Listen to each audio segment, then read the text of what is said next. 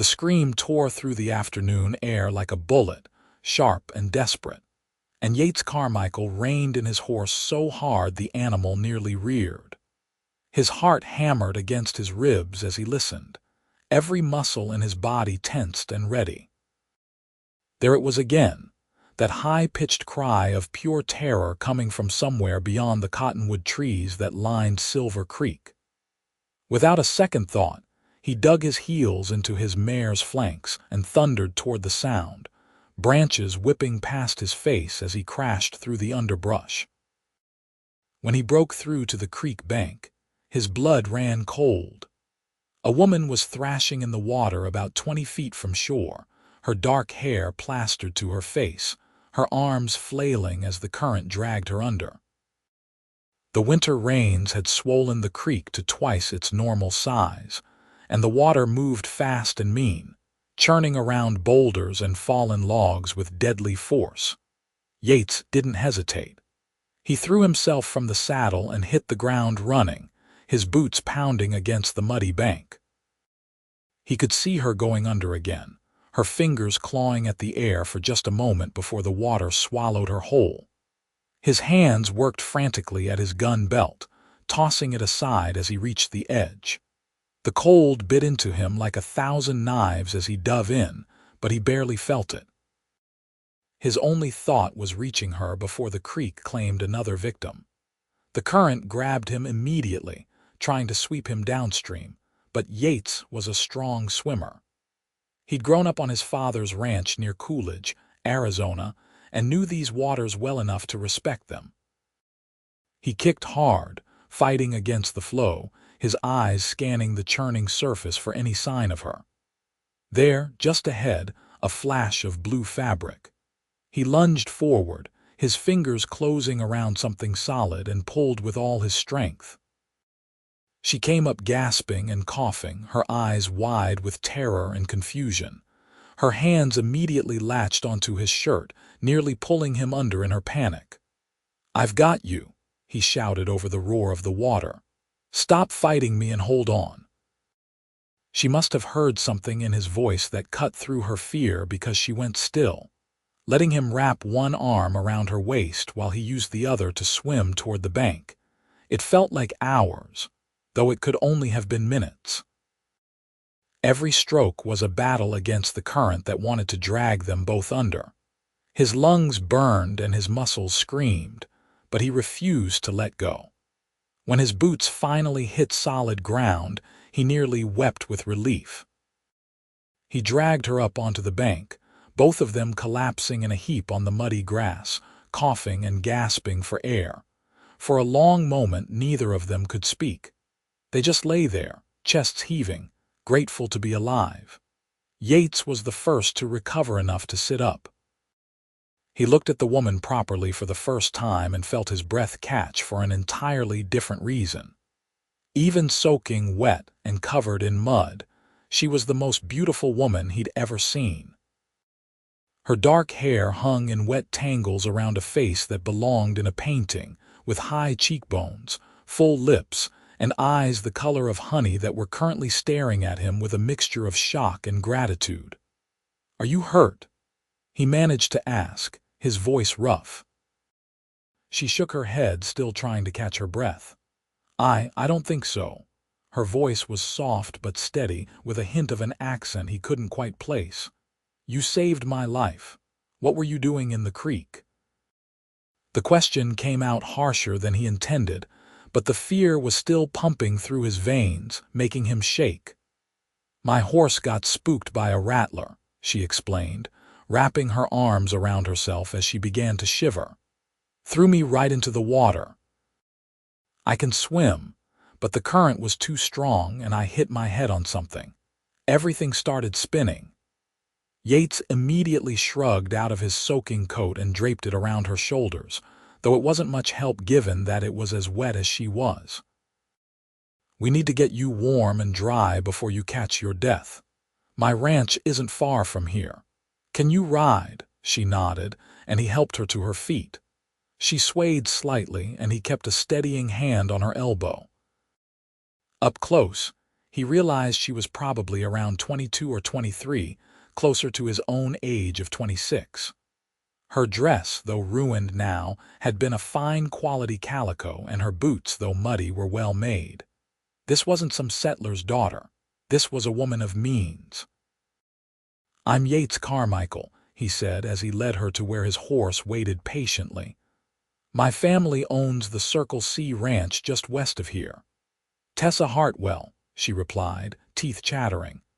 "My father and I just moved to Coolidge last month. He's the new banker." Yates had heard about the banker from back east who'd taken over the failing Coolidge National Bank. Folks in town had been cautiously optimistic that fresh blood and new money might help the struggling community. He hadn't heard anything about the banker having a daughter, though he supposed that wasn't surprising. He'd been busy with spring roundup and hadn't made it into town in nearly 3 weeks.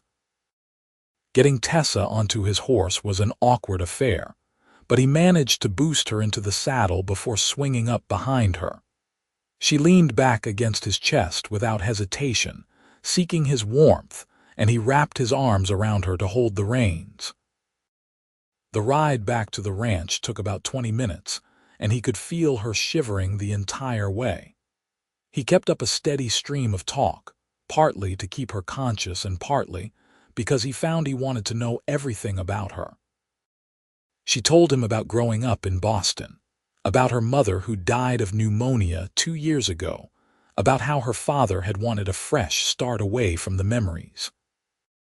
She'd been resistant at first, afraid of the wild frontier she'd only read about in dime novels, but she'd come to love the wide open spaces and the endless sky.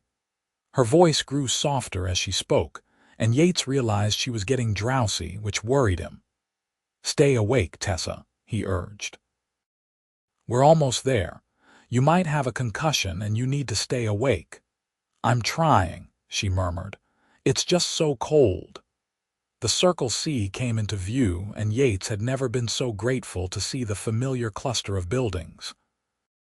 His mother was in the yard hanging laundry when she spotted them, and her face went white. "Yates, what happened?" "She fell in the creek," he called back. "We need hot water and blankets. Maybe send someone for Doc Whitmore." His mother, Margaret Carmichael, was a frontier woman through and through. She didn't waste time with questions. Within minutes, Tessa was in the spare bedroom, wrapped in warm blankets with hot stones at her feet. Margaret had sent Yates away to change into dry clothes himself, though he'd been reluctant to leave Tessa's side.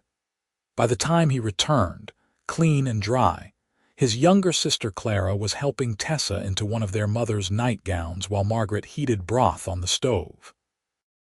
Doc Whitmore arrived within the hour, examined Tessa thoroughly, and pronounced that she'd been incredibly lucky. A mild concussion, some bruising, but nothing that wouldn't heal with rest. He advised keeping her at the ranch for at least a day or two to monitor her condition, and Yates found himself ridiculously pleased by that recommendation. Of course, someone needed to ride into town to inform her father that she was safe.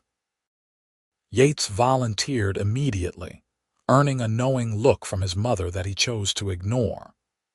The ride into Coolidge took 40 minutes, and when he reached the newly renovated bank building on Main Street, he found Theodore Hartwell in a state of near panic. His daughter's horse had returned without her hours ago, and he'd been about to organize a search party. "Mr. Carmichael, I cannot thank you enough," the banker said, gripping Yates's hand so hard it almost hurt. Theodore Hartwell was a distinguished-looking man in his early 50s, with silver threading through his dark hair and the same honey-colored eyes as his daughter. "Please, tell me she's truly all right." "Doc says she'll be fine with rest," Yates assured him. "My mother won't let anything happen to her. She's in good hands. I must go to her immediately." "Of course. I'll ride back with you and show you the way."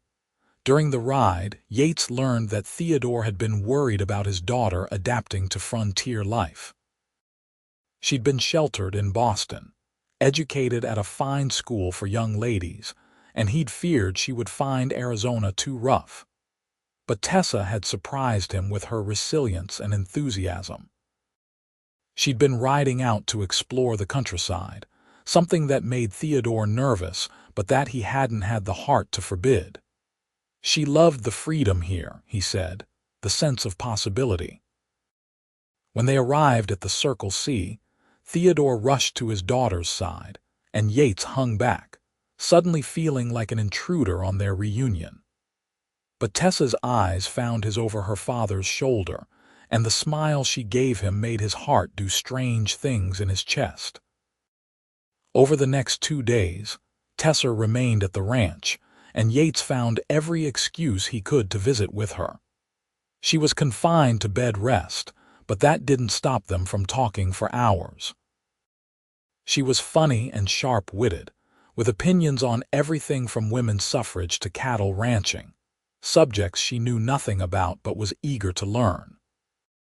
He told her stories about growing up on the ranch, about the time he'd broken his arm trying to ride a wild Mustang when he was 15, about the summer drought of 1878 that had nearly broken them. Margaret watched it all with quiet satisfaction.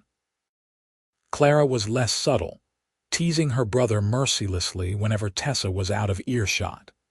Even his father, William Carmichael, a man of few words, commented that he'd never seen Yates so talkative.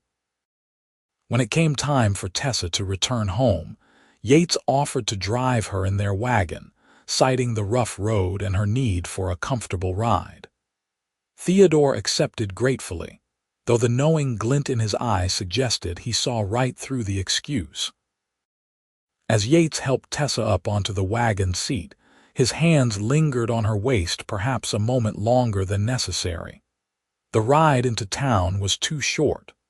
Yates drove as slowly as he could justify, and Tessa didn't seem to mind. They talked about her plans to help her father at the bank, about his hopes for expanding the ranch's herd. When they reached the modest house Theodore had rented on the edge of town, Yates helped her down from the wagon and she held onto his hands. "I never properly thanked you," she said softly, "for saving my life." "You don't need to thank me for that," he replied, acutely aware of how close they were standing. "Anyone would have done the same. But it wasn't anyone, it was you." Her honey eyes searched his face. "Will I see you again?" "Wild horses couldn't keep me away," he promised, and he meant it. That was the beginning. Over the following weeks, Yates found himself making the ride into Coolidge far more often than ranch business strictly required. He'd stop by the bank to discuss financial matters with Theodore, conveniently arriving just as Tessa was bringing her father lunch. He'd linger in town on market days, hoping to run into her as she shopped for household goods. Sometimes he didn't even bother with excuses. He'd simply show up at her door with wildflowers he'd picked or a book he thought she might enjoy. Coolidge was a small town, and people noticed. The gossips had a field day, speculating about the young cowboy who'd saved the banker's daughter and now seemed unable to stay away. Most of it was good-natured. The Carmichaels were well-respected, and Tessa had quickly charmed the townspeople with her friendliness and lack of Eastern snobbery. If anything, people seemed delighted by the developing romance. Theodore certainly was. He'd taken Yates's measure during those 2 days at the Circle C and had liked what he saw. A hard-working young man from a good family, with prospects and integrity. When Yates finally worked up the courage to ask if he could formally court Tessa, Theodore's approval was immediate and enthusiastic. The courtship was a whirlwind. They attended church socials together, went on chaperone picnics, took long rides through the countryside with Clara trailing behind as a dutiful chaperone. Yates taught Tessa to rope a fence post, and she taught him to waltz, practicing in her father's parlor while Theodore played piano. They talked about everything and nothing, discovering 1,000 small compatibilities and arguing cheerfully over their differences. One evening in late June, about 3 months after he'd pulled her from the creek, Yates took Tessa back to that spot. The water was calm now, reduced to its normal lazy flow by the summer heat. They stood on the bank where he'd dragged her to safety, and he took both her hands in his. "This is where my life really started," he said. "The moment I heard you scream, everything changed. I just didn't know it yet." "I was so scared," Tessa admitted. "I thought I was going to die. And then you were there, and I remember thinking even through the panic that I'd never seen anyone so determined. You wouldn't let go of me." "I never will," he promised. Then, because he couldn't wait another moment, he dropped to one knee right there on the muddy creek bank. "Tessa Hartwell, I love you more than I knew it was possible to love anyone. Will you marry me?" Her answer was to pull him to his feet and kiss him so thoroughly that he forgot his own name for a moment. When they finally broke apart, both breathless and grinning like fools, she whispered, "Yes. Yes. 1,000 times yes." They were married in September of 1882, in the small church in Coolidge with what felt like the entire town in attendance. Tessa wore a dress her father had sent away to San Francisco for, white silk with lace at the collar and cuffs. Yates wore his best suit and couldn't stop staring at his bride. When the preacher pronounced them man and wife, he kissed her with such enthusiasm that people laughed and cheered. The reception was held at the Circle C, with tables set up in the yard and enough food to feed an army. Margaret had outdone herself with the cooking, aided by every ranch wife in the county.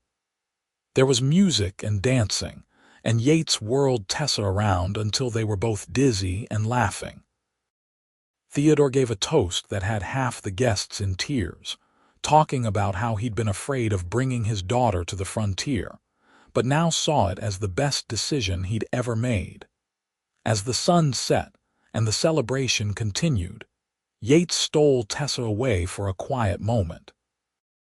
They walked out to the corral, her hand in his, and leaned against the fence looking at the stars that were beginning to appear in the darkening sky. "Happy?" he asked, though he could see the answer in her face. "Happier than I ever imagined possible," she replied, leaning her head on his shoulder. "I keep thinking about that day in the creek.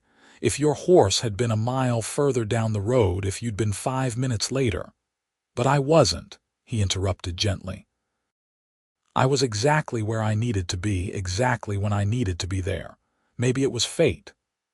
"I used to think fate was just something people talked about in novels," Tessa said thoughtfully. "But now I believe in it. We were meant to find each other, Yates. Even if it took a near drowning to make it happen." They built their own house on Carmichael land, a cozy cabin about a half-mile from the main ranch house. It wasn't much at first, just 4 rooms and a porch, but it was theirs. Tessa threw herself into making it a home, sewing curtains and braiding rugs.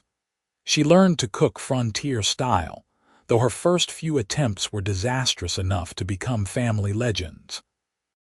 Yates ate every burned biscuit and over-salted stew with determined good humor, and eventually she got the hang of it. Life settled into a rhythm. Yates worked the ranch with his father and the handful of hired hands they employed. Tessa helped her father at the bank a few days a week, her head for figures proving invaluable. In the evenings, they'd sit on their porch and watch the sun set, talking about their day, making plans for the future. Their first winter together brought challenges. A harsh cold snap killed several head of cattle, putting a strain on the ranch finances. Then Tessa came down with influenza, and for 3 terrifying days, Yates barely left her side, remembering how she'd lost her mother to the same illness.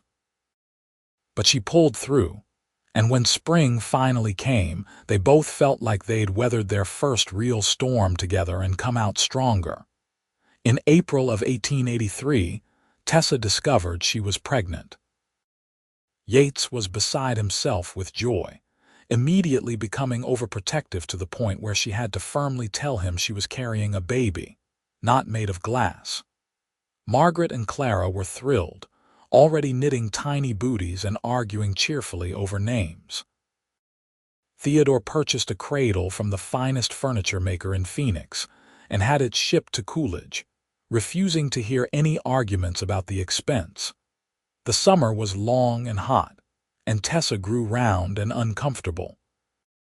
Yates did everything he could to make her comfortable, bringing her cool water, fanning her when the heat became oppressive, rubbing her swollen feet in the evenings.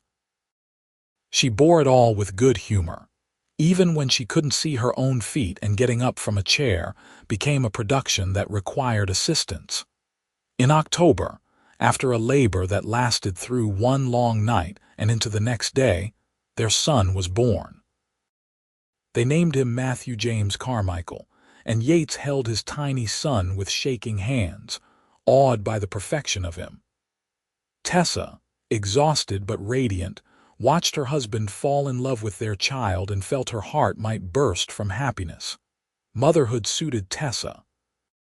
She was patient and loving, singing to Matthew in the evenings and creating a warm, nurturing home.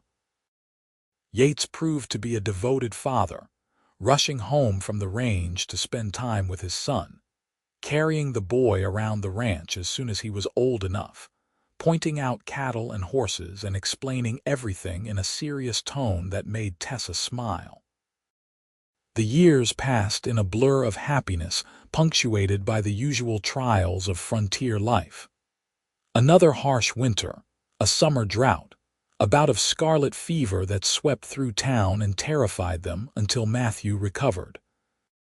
In 1885, Tessa gave birth to their daughter, Emma Rose, who had her mother's honey eyes and her father's stubborn chin.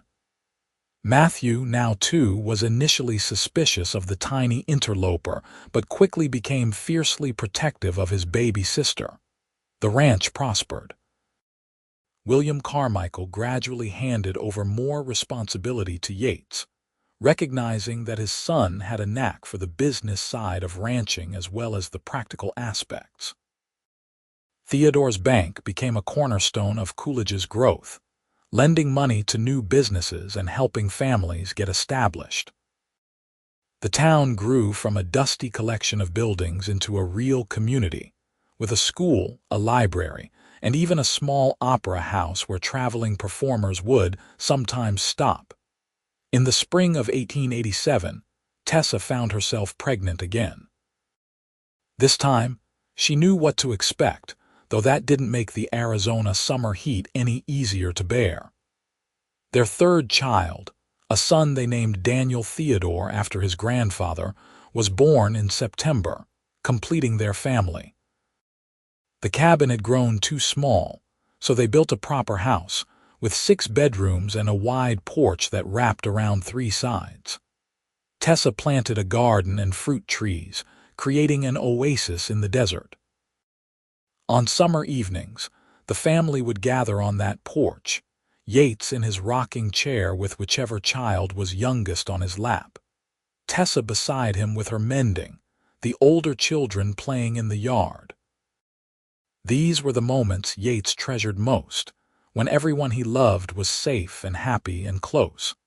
Matthew grew tall and lean like his father, with a natural way with horses that had Yates predicting he'd be the best horseman in the territory. Emma was quick and clever, learning to read at 4 and constantly pestering everyone with questions. Daniel was still a baby, but he had his mother's sweet disposition and his father's determination. As the children grew, Yates and Tessa made sure to teach them the story of how their parents met. It became a favorite bedtime tale, with the children demanding to hear again how Papa had saved Mama from the creek. They'd ride out to Silver Creek on sunny afternoons, and the children would play at the water's edge, carefully supervised, while Yates and Tessa sat on the bank and remembered that fateful day. "You ever regret it?" Yates asked one afternoon when the children were occupied with catching tadpoles. Leaving Boston, coming out here to the frontier, Tessa looked at him in genuine surprise. Regret it. Yates, this is where I found my life, my real life. Back in Boston, I was just going through the motions, doing what was expected. Here, I'm living. I'm your wife, the mother of your children. I have a purpose and a place. How could I possibly regret that, even though it started with you nearly drowning? She laughed, that bright, clear laugh he loved so much. Especially because of that. If I hadn't fallen in that creek, if you hadn't heard my screams and pulled me out, we might never have met. We'd have been two strangers passing in the street, and we'd have missed out on all of this. She gestured at their children, at the landscape, at the life they'd built together. William Carmichael passed away in the winter of 1890, peacefully in his sleep at the age of 72. It was hard on the family, but they took comfort in knowing he'd live to see his grandchildren and the ranch thriving. Yates took over full ownership of the Circle C, running it with the same integrity and hard work his father had taught him. Margaret moved into the house with them, taking over a bedroom on the first floor and becoming an invaluable help with the children. Theodore remained healthy and active, though he'd taken on a partner at the bank to ease his workload. He spent every Sunday with his daughter's family, doting on his grandchildren and playing endless games of checkers with Matthew. He'd never remarried after losing his wife, saying that one great love was enough for any man. When Tessa asked if he was lonely, he'd gesture at the noisy, chaotic Sunday dinners and say he was surrounded by love. What more could he want in 1892? Matthew turned 9 and announced he wanted to help with the spring roundup. Yates was hesitant, remembering his own first roundup at that age and how overwhelming it had been, but Tessa convinced him to let the boy try. Matthew proved himself capable beyond his years, following instructions, working hard, and never complaining even when he was exhausted. Yates felt his heart swell with pride watching his son become a ranch hand. Emma, now 7, had discovered a love of books that rivaled her mother's. She'd read anything she could get her hands on, and Tessa made sure to order books from back east regularly. They'd spend quiet afternoons reading together, discussing stories and characters. Emma announced she wanted to be a teacher when she grew up, and Tessa encouraged the dream, even though it was uncommon for ranch daughters to pursue such ambitions. Daniel, at 5, was the wild child of the family, always getting into mischief, always covered in dirt, always asking to go riding with Papa. He had no fear, which terrified Tessa and amused Yates in equal measure. More than once, they'd found him trying to climb into the horse corral or attempting to rope the barn cat. The years continued to pass, each one bringing its own joys and challenges. Coolidge continued to grow, becoming an official incorporated town in 1894. The railroad came through in 1895, connecting them to the wider world and bringing new opportunities for trade and commerce. Theodore's bank financed much of the growth, and the Carmichael Ranch supplied beef to the new restaurants and hotels that sprang up. Through it all, Yates and Tessa's love deepened. The passion of their early courtship had matured into something richer and more profound. They knew each other completely, knew each other's habits and quirks, knew how to comfort each other in hard times and celebrate together in good ones. They still found time for quiet moments together, still talked late into the night, still looked at each other across a crowded room and shared secret smiles. On their 15th wedding anniversary in 1897, Yates took Tessa back to Silver Creek one more time. The children were old enough now to be left with their grandmother for an afternoon. They rode out together, just the two of them, and dismounted at the now familiar spot.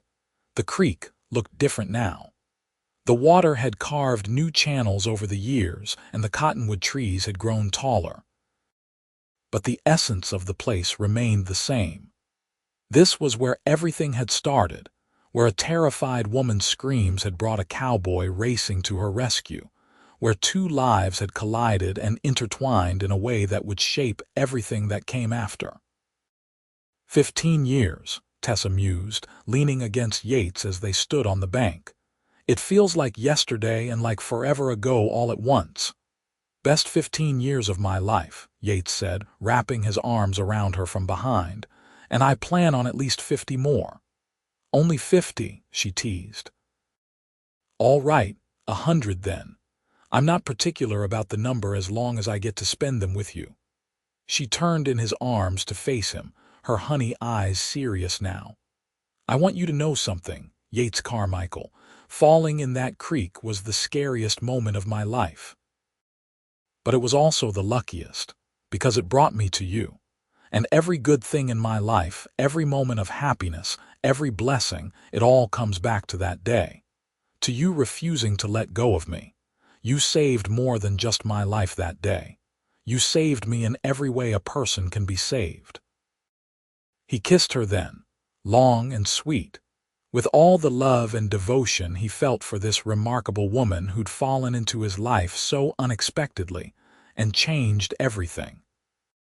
When they finally parted, both of them had tears in their eyes, the happy kind that came from overwhelming gratitude for the life they'd built together. They rode back to the ranch as the sun was setting, painting the sky in shades of orange and pink and purple. Their children came running when they heard the horses, Matthew now almost as tall as his mother, Emma with a book still clutched in her hand, Daniel covered in the inevitable dirt. Margaret stood on the porch smiling, and in the distance, they could see the cattle grazing peacefully in the pastures. This was their kingdom, Yates thought. Not grand or impressive by the standards of the world, maybe, but it was theirs. Built on love and hard work, rooted in a moment of crisis that had become a moment of fate. He thought about that afternoon 15 years ago, about hearing those screams and making the split-second decision to ride toward danger instead of away from it. It was the best decision he'd ever made. That night, after the children were in bed and the house was quiet, Yates and Tessa sat on their porch watching the stars. It had become their ritual, this quiet time together at the end of each day. They didn't always talk. Sometimes they just sat in comfortable silence, holding hands, being present with each other. "What are you thinking about?" Tessa asked softly. "How lucky I am," Yates replied honestly. "How easily things could have gone differently. If I'd been riding a different path that day, if I'd been 5 minutes later, if the current had been just a little stronger." But none of those things happened, Tessa interrupted, echoing words he'd once said to her. You were exactly where you needed to be, exactly when you needed to be there. And I was exactly where I needed to be, even if it was in the middle of a flooding creek, scared out of my mind. He pulled her closer, and she rested her head on his shoulder. "I love you, Tessa Carmichael," he said. "More today than yesterday, and I'll love you more tomorrow than today." "That's mathematically impossible," she pointed out, her voice warm with affection. "There's only so much love a heart can hold." "Then my heart must be bigger than most, because it just keeps growing every time I look at you, every time I watch you with our children, every time you smile at me across the dinner table." The years continued their steady march forward. Matthew grew into a fine young man, taking on more responsibility at the ranch, and proving he had both his father's work ethic and his mother's sharp mind. When he turned 20 in 1904, he announced his intention to marry Sarah Mitchell, the daughter of a neighboring rancher, and Yates and Tessa gave their blessing gladly. The wedding was held at the Circle C, and watching his son pledge his life to the woman he loved, Yates felt the circle of life completing itself in the most beautiful way. Emma fulfilled her dream of becoming a teacher, attending a teaching college in Phoenix and returning to Coolidge to teach at the newly expanded school. She boarded at home, and Tessa loved having her daughter close, loved hearing about Emma's students and her plans for education reform. Emma had inherited her mother's determination to make a difference in the world, just in her own way. Daniel, true to his wild nature, left at 18 to become a ranch hand on a spread up in Montana, saying he needed to see more of the world before settling down. It was hard for Tessa to let him go, but Yates understood. Some men needed to roam before they could appreciate home. He wrote faithfully, and his letters were full of adventures that made Margaret shake her head and Tessa worry, but that made Yates grin with vicarious excitement. Theodore passed away peacefully in 1905 at the age of 77, surrounded by family. He'd lived to see his grandchildren grown and happy, and his last words to Tessa were that he was grateful for every moment, that moving to Coolidge had been the right choice. They buried him in the town cemetery under a large cottonwood tree, and Tessa made sure fresh flowers were always on his grave. Margaret followed 2 years later, at 81, having lived a full and rich life. She'd been the matriarch of the family, the glue that held everyone together, and her loss was deeply felt. But she'd left behind a legacy of love and strength that continued in her children and grandchildren. In 1908, Matthew and Sarah welcomed their first child, a daughter they named Margaret Tessa after her grandmother's. Becoming grandparents was a revelation for Yates and Tessa. They thought they'd known love in all its forms, but holding their grandchild for the first time opened up new chambers in their hearts they hadn't known existed. Daniel returned home in 1909, at age 22, with a Montana girl named Rachel and plans to start a horse breeding operation on a portion of Circle C land. Yates was thrilled to have all his children close again, and he helped Daniel build a house and set up his operation. Rachel fit into the family seamlessly, with a practical nature and dry sense of humor that everyone appreciated. Emma met a traveling photographer named James Lawson, who came through Coolidge in 1910, documenting the changing West. He was educated, artistic, and completely smitten with the intelligent, passionate teacher. They were married 6 months later, and James set up a photography studio in town, becoming the official documenter of Coolidge's continued growth and the families who lived there.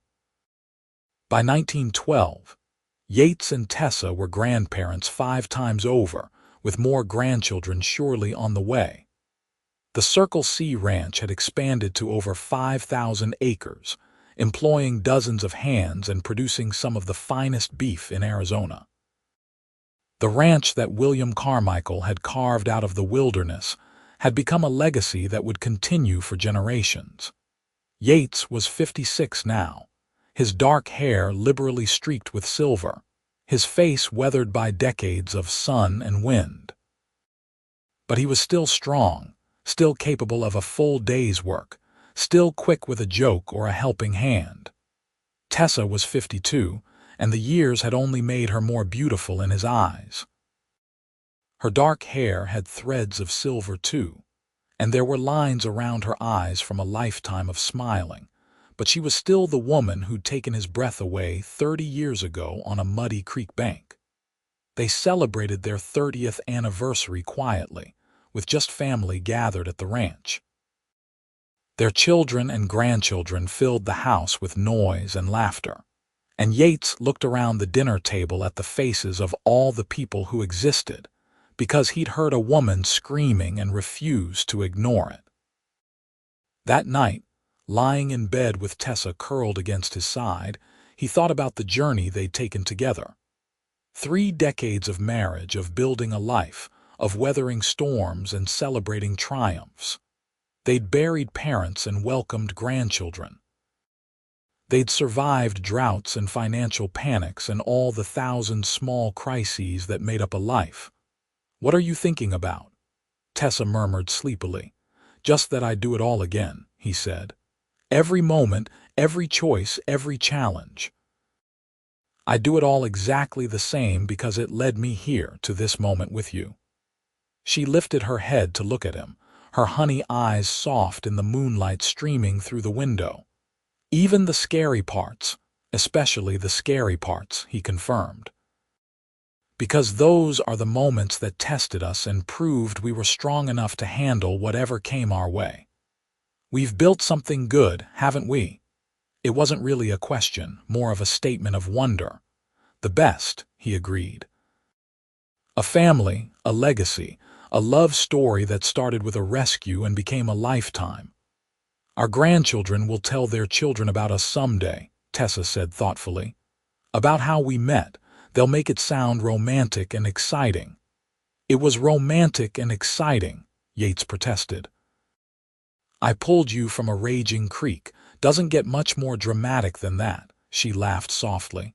"I suppose you're right, though I could have done without the terror and near-death experience." "But then you wouldn't have the story," he pointed out. "And admit it, you love telling that story." "I do," she admitted. "Because it's our story, the beginning of everything, the moment that changed both our lives forever." They drifted off to sleep like that, wrapped around each other the way they'd been for 30 years, secure in their love and their life together. The house settled around them, full of the quiet sounds of family sleeping, of children and grandchildren dreaming under the same roof.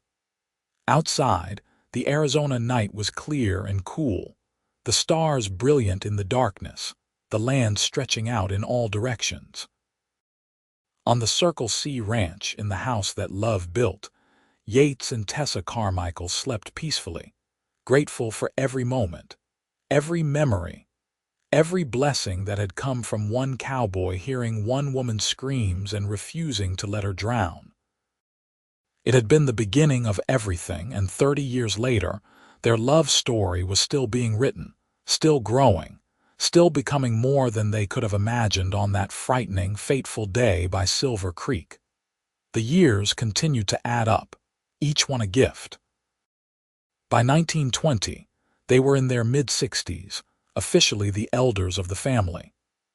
The ranch had passed primarily to Matthew's management now, though Yates still rode out most days, unable to imagine a life where he wasn't working with cattle and horses.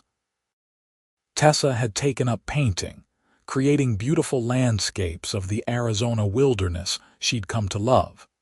Her paintings decorated every wall of the house and made treasured gifts for family members. They'd faced their share of sorrows. Friends had passed away, as had some of the older ranch hands who'd been like family. The world had changed dramatically, with automobiles becoming common and the First World War reshaping everything. But through it all, they'd had each other, and that had made all the difference. Their grandchildren were growing up now, the oldest approaching adulthood. Margaret Tessa was already 14, showing signs of inheriting her grandmother's beauty and her great-grandmother Margaret's practical nature. The younger grandchildren still climbed all over Grandpa Yates, begging for stories and rides on his shoulders, even though he protested that his shoulders weren't what they used to be. On a warm afternoon in May 1922, 40 years after they'd married and exactly 40 years and 2 months after that fateful day at Silver Creek, Yates suggested they take a ride out to their special spot one more time. They didn't ride as often these days, their bodies protesting the demands of horseback riding in ways they never had before, but Tessa agreed immediately. They rode slowly, savoring the journey, pointing out changes in the landscape, and remembering how things used to look. The creek, when they reached it, was almost dry, reduced to a trickle by the spring drought. It was hard to imagine it had ever been the raging torrent that had nearly claimed Tessa's life. They dismounted carefully, Yates helping Tessa down with the same gentleness he'd always shown her. They stood on the bank, hands clasped, looking at the water. 40 years, Tessa said wonderingly. We've been coming to this spot for 40 years. And I still remember every detail of that day, Yates said. Your blue dress, the way your eyes looked when you surfaced, so scared but so determined to survive. The way you grabbed onto me and trusted me to save you. You've been saving me ever since, Tessa said softly, in 1,000 different ways.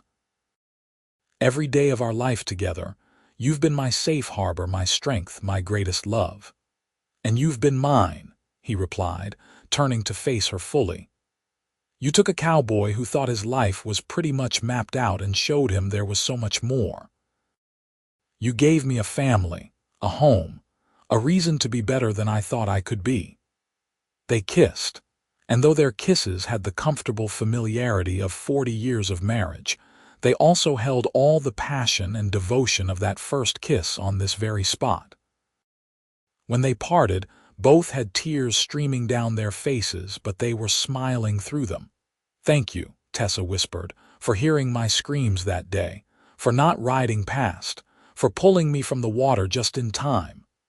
Thank you, Yates replied, for falling in, for giving me the chance to save you, for choosing to build a life with me here in this wild, beautiful place. They stood there as the sun moved across the sky, remembering, appreciating, celebrating the extraordinary life that had begun with a near tragedy and become an enduring testament to love, commitment, and the mysterious workings of fate. They'd built something that would outlast them, a legacy of love that would continue in their children and grandchildren and all the generations to come. When they finally rode back to the ranch, the whole family was gathered for Sunday dinner. The house rang with laughter and conversation, with children playing and adults discussing everything from cattle prices to world politics. Yates and Tessa sat at the head of the table, surrounded by the life they'd created, and shared a look that said everything words couldn't express. This was their happily ever after. Not perfect, not without challenges or sorrows, but real and rich and deeply, profoundly good. It had started with a scream and a rescue, with terror giving way to gratitude, and gratitude blossoming into love. Everything that came after, every moment of joy, every challenge overcome, every child born and grandchild welcomed, every sunrise watched and sunset admired, every quiet conversation and passionate embrace, all of it traced back to that moment when a cowboy heard a woman drowning and refused to let the creek claim her. They lived the rest of their days surrounded by family, secure in the knowledge that their love story would be told and retold, passed down through generations, as an example of how sometimes the worst moments can become the best beginnings. And every time someone in the family rode past Silver Creek, they'd remember Yates and Tessa, and the love that started when he pulled her from the water just in time and never let go again.